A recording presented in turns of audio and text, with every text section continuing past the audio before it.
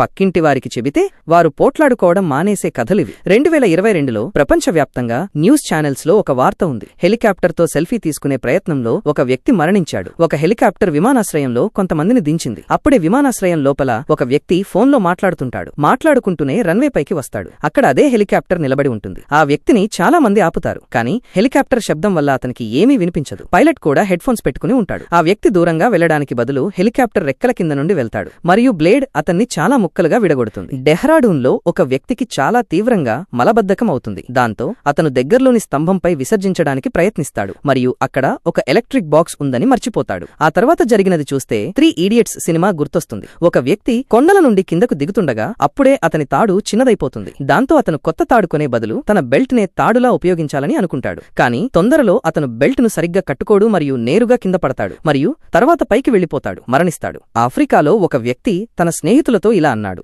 ఎవరు ఎక్కువ మద్యం తాగితే వారికి 900 రూపాయలు లభిస్తాయని. ప్రతి ఒక్కరూ నిరాకరిస్తారని అతను అనుకున్నాడు. కానీ అందరూ సిద్ధమయ్యారు. వారిలో ఒకడు అందర్నీ ఓడించాడు. అతను సుమారు 22 గ్లాసుల వైన్ తాగాడు. అతనికి వెంటనే 900 రూపాయలు లభించాయి. కానీ కొద్దిసేపటి తర్వాత అతను కింద పడిపోయాడు మరియు పైకి వెళ్లిపోయాడు, మరణించాడు. నిజానికి అంత ఎక్కువ మద్యం తాగడం వల్ల అతనికి ఆల్కహాల్ పాయిజనింగ్ అయింది.